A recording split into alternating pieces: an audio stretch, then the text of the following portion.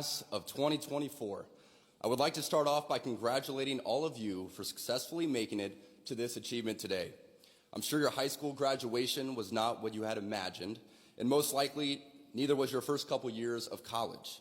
By making it to this moment through all the adversity thrown your way from COVID, I hope you learned the important lessons that suffering in this life is only temporary. As a group, you witnessed firsthand how bad leaders who don't stay in their lane can have a negative impact on society. It is through this lens that I want to take stock of how we got to where we are and where we want to go as citizens and, yes, as Catholics. One last thing before I begin. I want to be sure to thank President Minnis and the board for their invitation to speak. When President Minnis first reached out a couple of months ago, I had originally said no. You see, last year I gave the commencement address at my alma mater, Georgia Tech, and I felt that one graduation speech was more than enough, especially for someone who isn't a professional speaker. But of course, President Minnis used his gift of persuasion and spoke to the many challenges you all faced throughout the COVID fiasco and how you missed out on so many milestones the rest of us older people have taken for granted. While COVID might have played a large role throughout your formative years, it is not unique. Bad policies and poor leadership have negatively impacted major life issues. Things like abortion, IVF, surrogacy, euthanasia, as well as a growing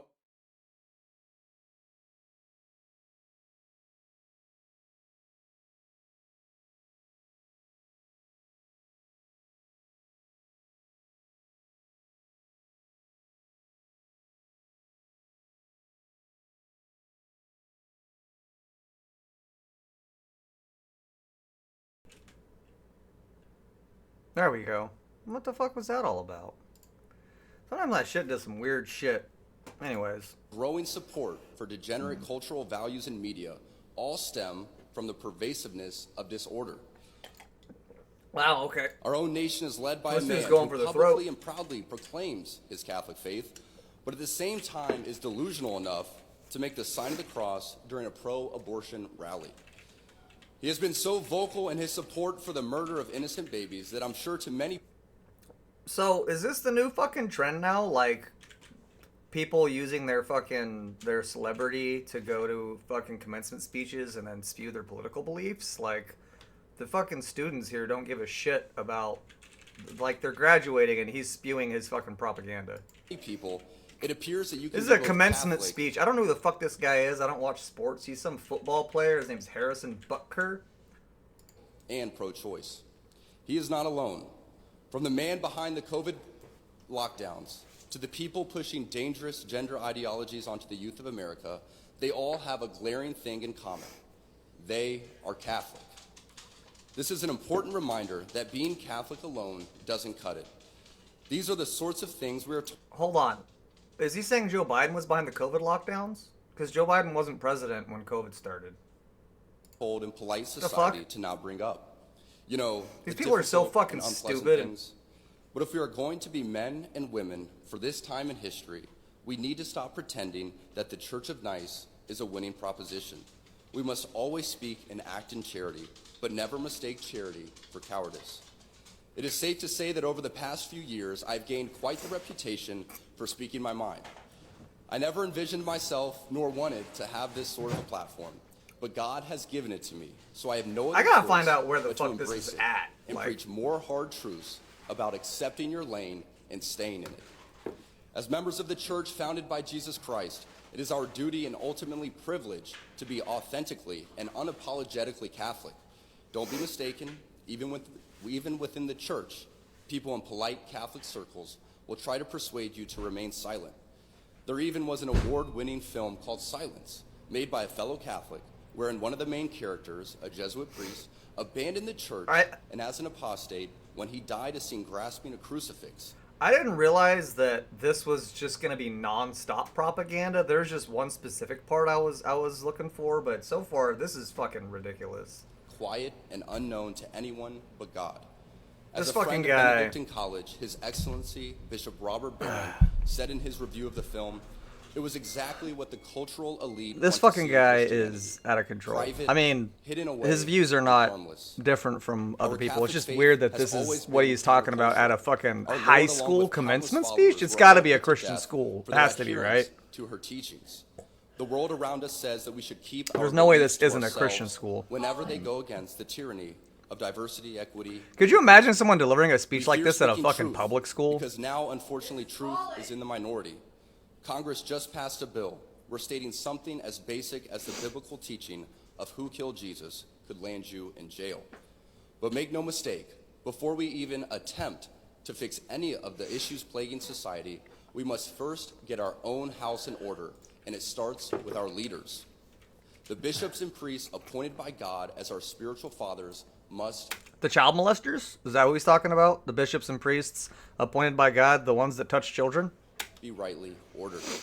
There's not enough time today for me to list all the stories of priests and bishops misleading their flocks, but none of us can blame ignorance anymore and just blindly proclaim that that's what Father said.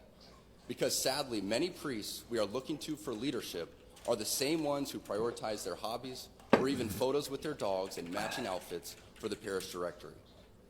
It's easy for us laymen and women to think that in order for us to be Yeah, holy, of course it is. that we must be active in our parish and try to fix it. Yes, we absolutely should be involved in supporting our parishes, but we cannot be the source for our parish priests to lean on to help with their problems.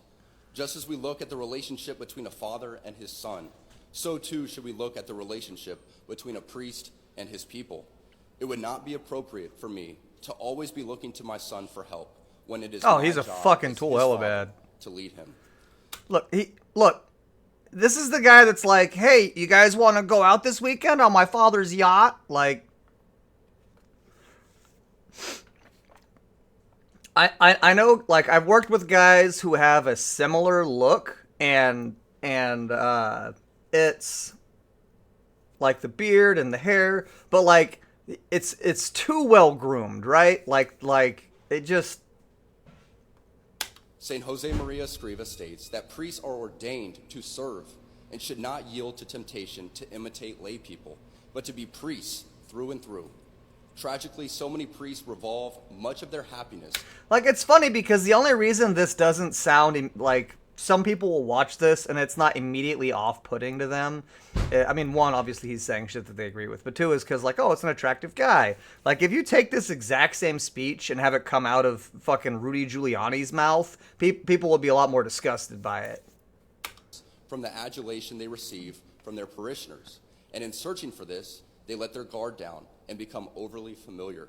This undue familiarity will prove to be problematic every time because, as my teammate's girlfriend says, familiarity breeds contempt. And what's fucked up is, like, this right here, this is literally just, this is the entire ideology of that side. Like, this is their entire thing, and then they've got a bunch of fucking voters on their side that are pro-gun, fiscal conservative type thing, and, like, that's why they vote for these type of fucking people that have these political views. And the reasons why they're voting for them aren't even shit that actually fucking happens. St. Jose Maria continues that some want to see the priest as just another man. That is not so. They want to find in the priest those virtues proper to every Christian, and indeed every honorable man. Understanding. So if you're not Christian, justice, you're not an honorable a man. life Got of it. Work, You have work to be in his Christian to be an influence, and good honorable man. manners.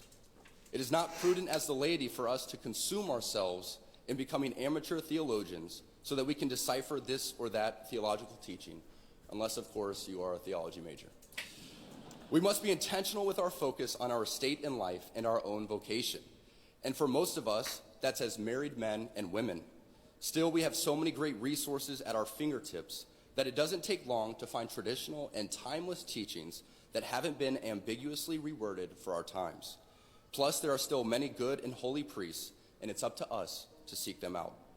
The chaos of the world is unfortunately You know what's funny reflected is, in like, the chaos in our parishes. For people who didn't grow up like in a Christian or traditionally Christian household, a lot of the stuff that gets said by Christian people, like when it's behind closed doors, so to speak, and it's only other Christian people around, like, you'd be fucking floored by the shit that they say.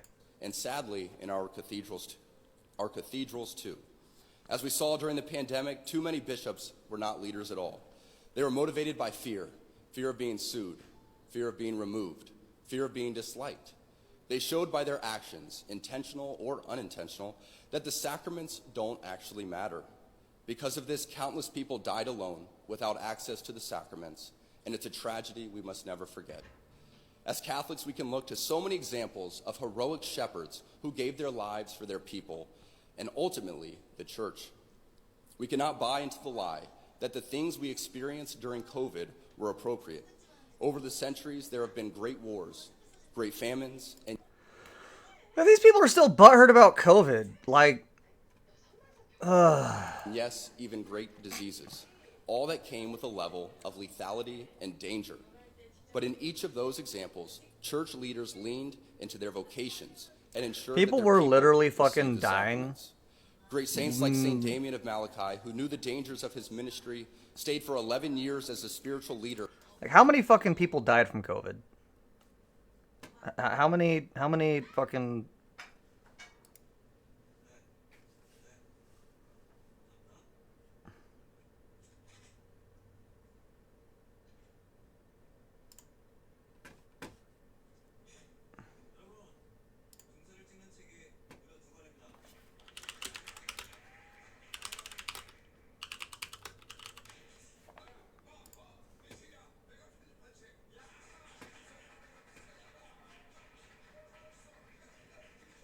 $7 million people.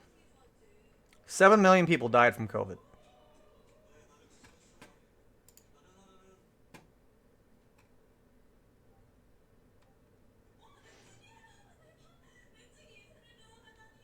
What is the date of this publication? This is from 2021. This isn't even the newest.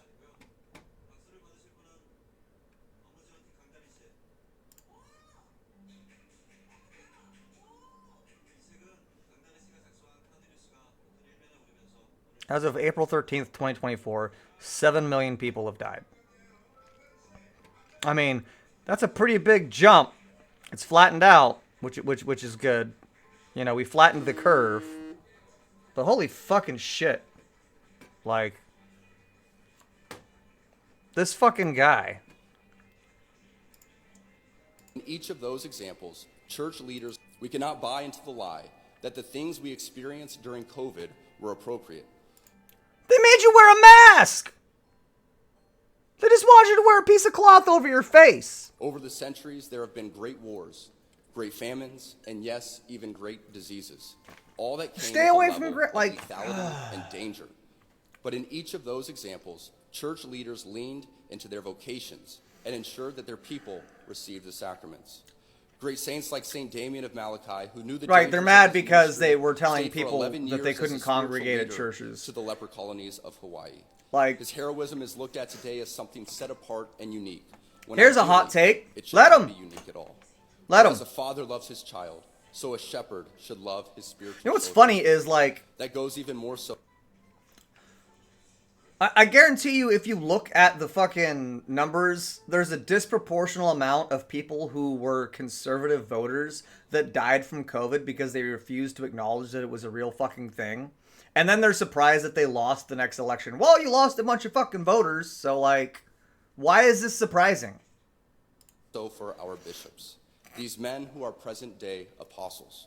And then they Our deny bishops once that had COVID was the adoring reason crowds why of they died. people Oh, they kissing died their because rings of and taking in their every pre-existing. word, Oh, they but already now had heart relegate disease. themselves Well, that's the to a fucking position point. Of Like, inconsequential existence. I wasn't gonna die from COVID. Now, I don't have when any a bishop of a pre-existing diocese health or the conditions, bishop's and I conference as was, a whole puts out an you know, important a document decently on healthy this man. matter or that.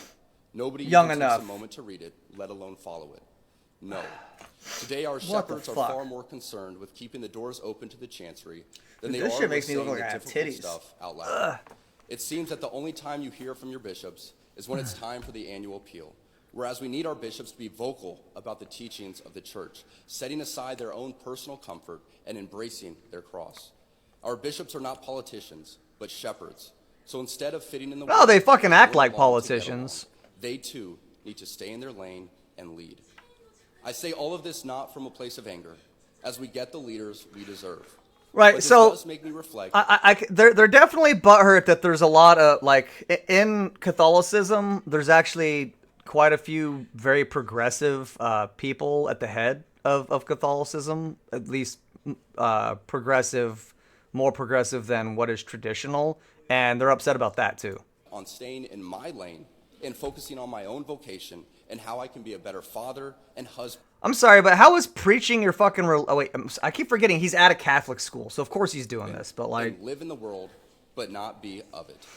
Focusing. literally, the idea of the whole thing of the way Christianity, they're supposed to go like door to door and try and bring people into the flock and like basically push the religion on other people is the reason why they think that the left is trying to push everything on them. Like, why are they pushing this gay agenda on us? Like, nobody's pushing it on you. We're just forcing you to just not prevent it. Like, we're like, no one's forcing you to be gay. They're just saying that, like, hey, it's okay. And you are not allowed to tell people that it's not okay. Like, you can't, I mean, you can say it, but, like, you cannot pass laws restricting it. Like, it's fucking... On my vocation while praying and fasting for these men will do more for the church than me complaining about her leaders. No, it won't. Because there seems to be yes, so much praying and confusion fasting is coming going to from our work. leaders. I mean, you should There fast needs to be more. concrete examples for people to look to in places like Benedictine, a little Kansas college built high on a bluff above the Missouri River, are showing the world how an ordered, Christ-centered existence is the recipe for success. You need to look no further than the examples all around this campus, where over the past 20 years, enrollment has doubled, construction and revitalization are a constant part of life, and people, the students, the faculty and staff, are thriving.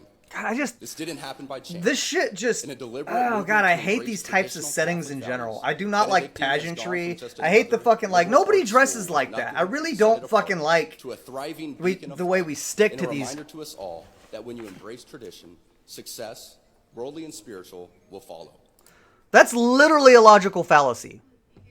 Embracing tradition, like, literally, that is, like, it's a logical fallacy, appeal to the stone. Like, this is the way we've always done it, so this is the way we should do it. Like, that's... I am certain the reporters at the AP could not have imagined that their attempt to rebuke and embarrass places and people like those here at Benedictine wouldn't be met with anger, but instead met with excitement and pride. You know what's funny is I guarantee there's a bunch of students at that school that are not on board with anything that this guy is saying. They just feel like it's okay to... By the way, this is... Why are we still not taxing churches? Like, the whole idea is that they're nonprofit organizations, and like I get the whole, like, I understand the reasons why we weren't taxed, why churches weren't being taxed before, but now the church is literally just acting like a arm for a political party. They're just acting like a fucking proponent. They're behaving like they're another fucking appendage of the Republican Party doing work. Like, that's literally what they're fucking doing. They're just a fucking campaign donation slush fund. Not the deadly sin sort of pride that has an entire month dedicated to it, but the true God-centered pride that is cooperating with the Holy Ghost to glorify Him. Reading that article now shared all over the world, we see that in the complete surrender of self and a turning towards Christ, you will find happiness.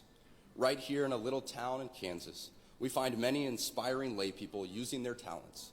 President Minnis, Dr. Swafford, and Dr. Zimmerer are a few great examples right here on this very campus that will keep the light of Christ burning bright for generations to come. Being locked in with your vocation and staying in your lane is going to be the surest way for you to find true happiness and peace. This fucking guy keeps talking about staying in your lane. He has no fucking clue what it even looks like to stay in his lane. He has no idea. You're not a politician. You're not a legislator. You're a fucking football player.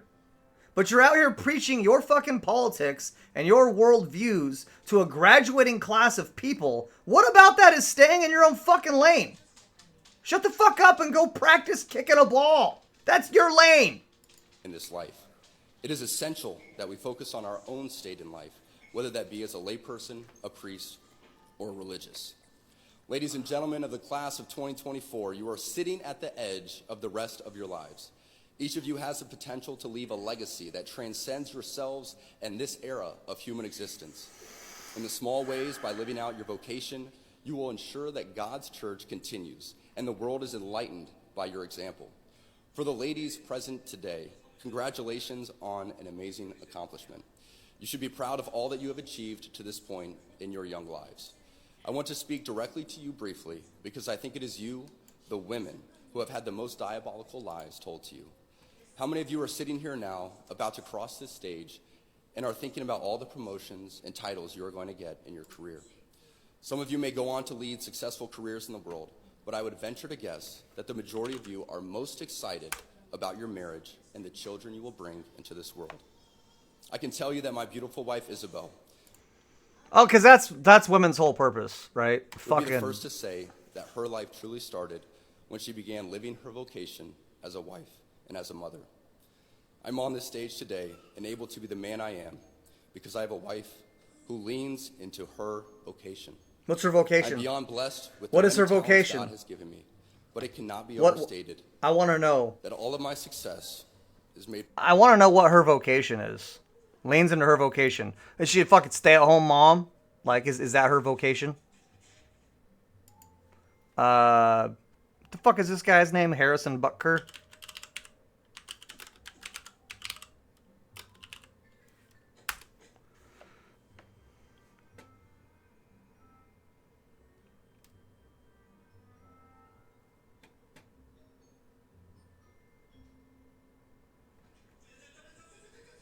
Yeah, who is his wife? That's what I want to know.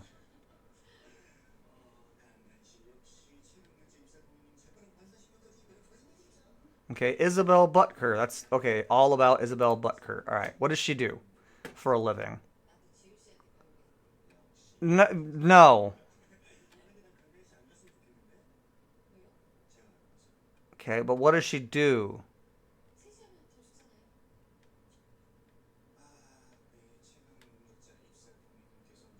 But what does she do? What does she do? What does she do? Her vocation is what? Just being a mom? That's her vocation? Very supportive of you. I mean, that is a good thing to be supportive of your wife if she's a stay-at-home mom, but he's like... Possible. Because a girl I met in band class back in middle school would convert to the faith, become my wife, and embrace one of the most important titles of all, homemaker.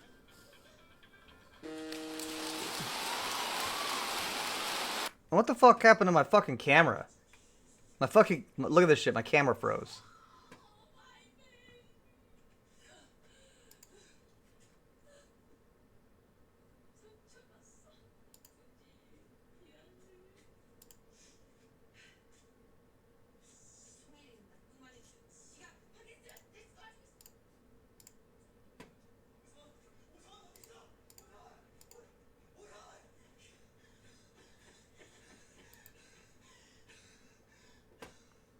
Whatever. I'll fucking figure it out while I listen to it. I knew it! I fucking called it. Hold on, go back. Go back. Today, and able to be the man I am, because I have a wife who leans into her vocation. Yeah. I'm beyond blessed with the many talents God has given me, but it cannot be overstated that all of my success is made possible because a girl I met in band class back in middle school would convert to the faith, become my wife, and embrace one of the most important titles of all, homemaker. Where she belongs! In the kitchen! Barefoot! Pregnant! Making my sandwiches! Making my meals!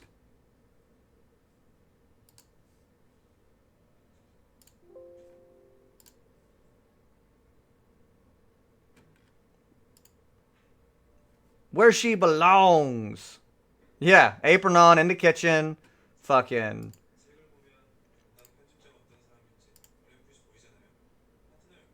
What the fuck?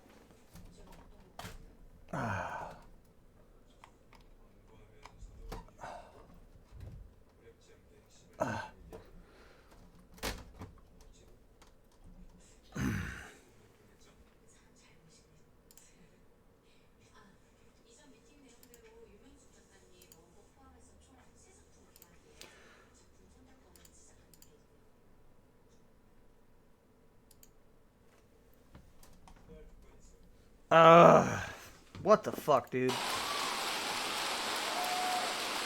And he's all emotional about it, too. Oh, she's a stay-at-home mom. So beautiful.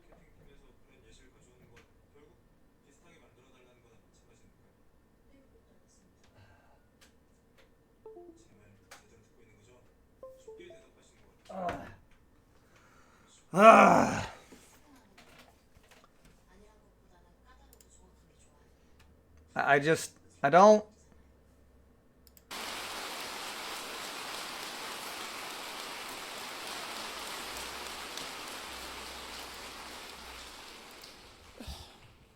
She's the primary educator to our children.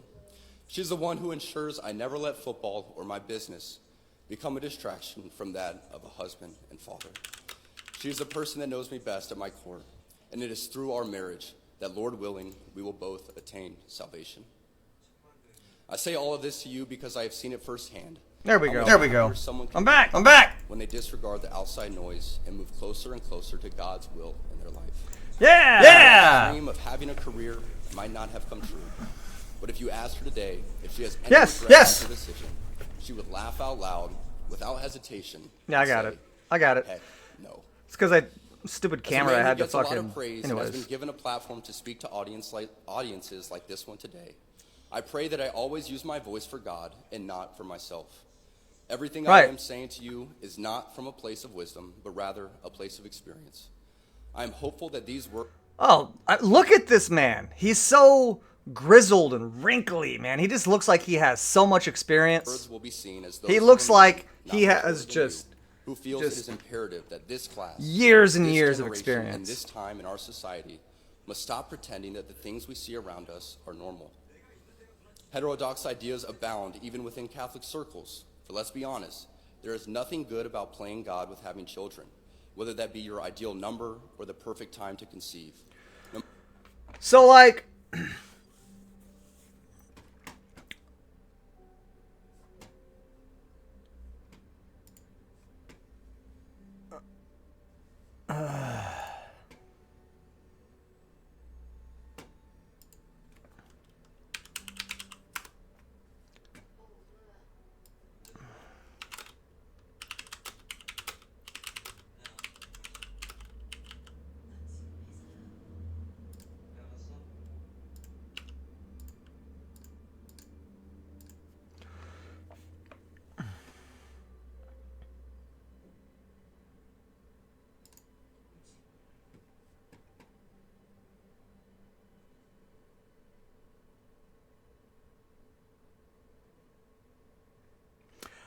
on June 30th, 2022, a 10-year-old girl from Columbus, Ohio, traveled to Indiana to get an abortion because the abortion law in Ohio did not provide an exception for minor children who became pregnant because of rape. Her case drew national attention and commentary from public figures due in part to its proximity to the June 24, 2022 decision of the Supreme Court of the United States, which overturned Roe v. Wade and allowed states, including Ohio, to impose substantial limitations on abortion. The girl became pregnant on May 2022 when she was still 9 years old. Her case was reported to the Columbus Division of Police. During the ensuing law enforcement investigation, a 27-year-old man was arrested, charged with 2 felony counts of rape, pled guilty. The Office of Indiana Attorney General investigated the Indiana physician who performed the procedure and referred the matter to Indiana's Medical Licensing Board, which heard her case on May 25th, 2023. Are you fucking shitting me? Are you fucking shitting me? But no, go on. Talk about how abortion should just be banned flat out.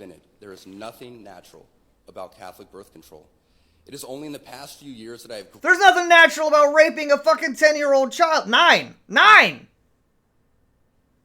...grown and courage to speak more boldly and directly because as I mentioned earlier, I have leaned into my These vocation people are as a so husband and fucking father, ignorant as a man. and uninformed. The gentleman here today, part of what And plagues our if society. if you showed them this fucking story, they would claim that it was made up, that it was fake. That's one of the biggest fucking problems with these people, is they believe all this bullshit about like bad. They believe bad shit doesn't actually fucking happen that happens. Like they believe that there are no consequences to the stupid shit they believe.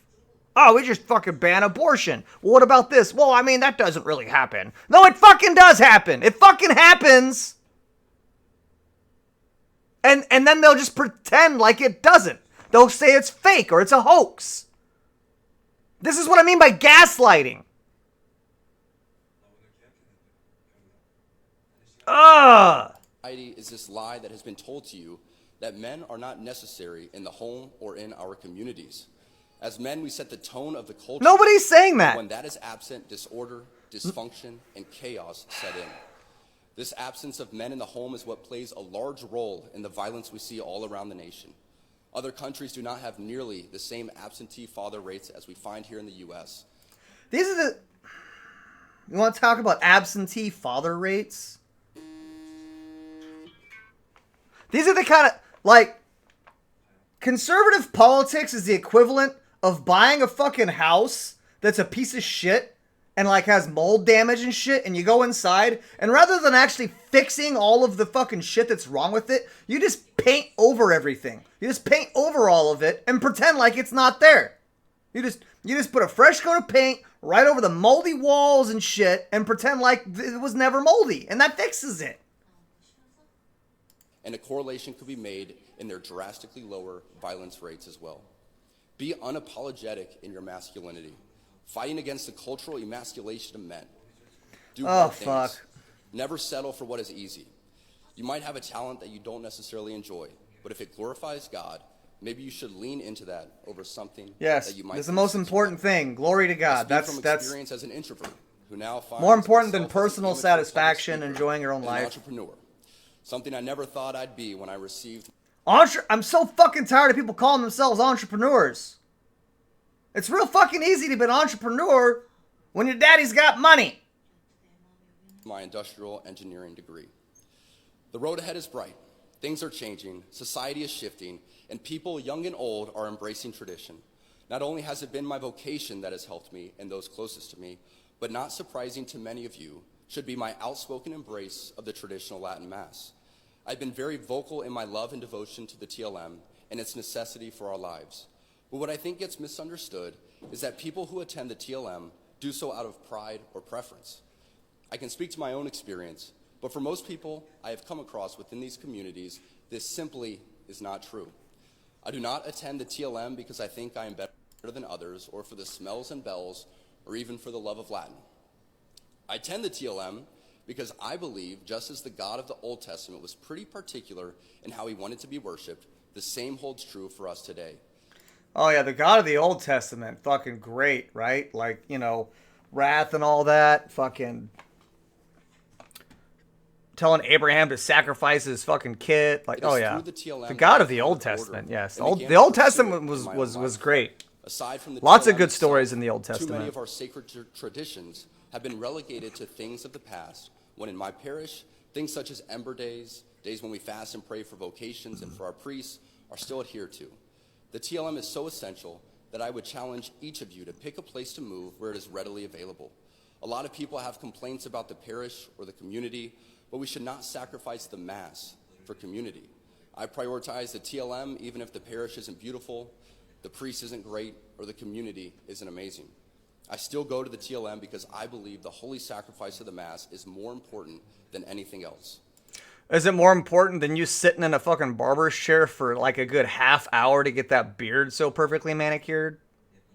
I say this knowing full well that when each of you rekindle your knowledge and adherence to many of the church's greatest traditions, you will see how much more colorful and alive your life can and should be.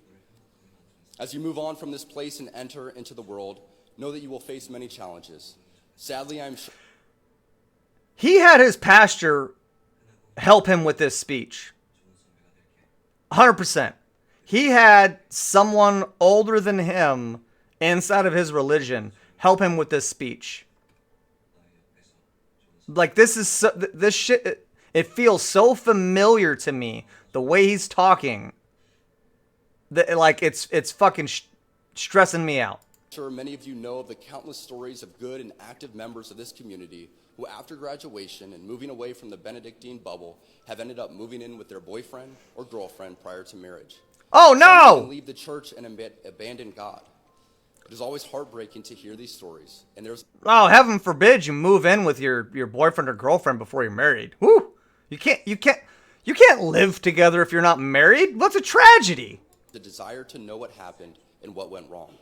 What you must remember is that life is about doing the small things well, setting yourself up for success, and surrounding yourself with people who continually push you to be the best version of you. I say this all the time, that iron sharpens iron. It's a great reminder that those closest to us should be making us better. If you are dating someone who doesn't even share your faith, how do you expect that person to help you become a saint? They're not gonna. They're gonna help you see the light because you're dull and you're not sharp. And if you're dating someone who is sharp, they're gonna sharpen you. Like iron sharpens iron, yeah, but blunt things blunt other blunt things. If your friend group is filled with people who only think about what you're doing next weekend and are not willing to have those difficult conversations, Like how what? can they help sharpen you? As you prepare to enter into the workforce, it is extremely important that you actually think about the places you are moving to. Who is the bishop? What kind of parishes are there? Do they offer the TLM and have priests who embrace their priestly vocation? Cost of living must not be the only arbiter of your choices, for a life without God is not a life at all, and the cost of salvation is worth more than any career. I'm excited for the future, and I pray that something I have said will resonate as you move on to the next chapter of your life. Never be afraid. Look, man, don't leave. Don't leave and go somewhere where you can't have a strong religious community because you might walk away from the church, and we need all the followers we can get. To profess the one holy Catholic and Apostolic Church, for this is the church that Jesus Christ established, through which we receive sanctifying grace.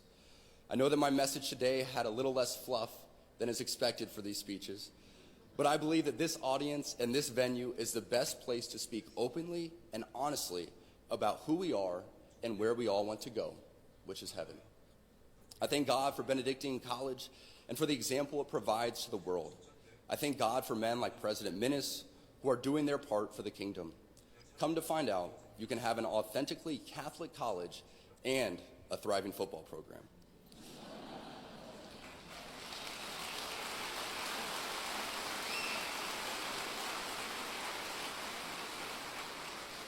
Make no mistake, you are entering into mission territory in a post-God world. But you were made for this, and with God by your side and a constant striving for virtue within your vocation, you too can be a saint. Christ is King to the heights.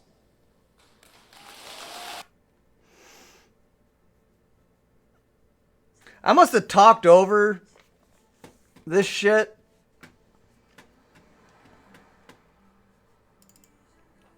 No, don't like this. Don't like this shit. Right, I'm reading The Handmaid's Tale right now, and I think he used that as his inspiration. I feel bad for his wife. Get out!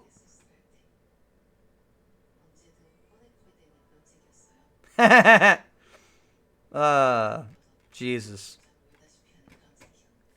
So anyways, yeah. Let's play some Counter-Strike.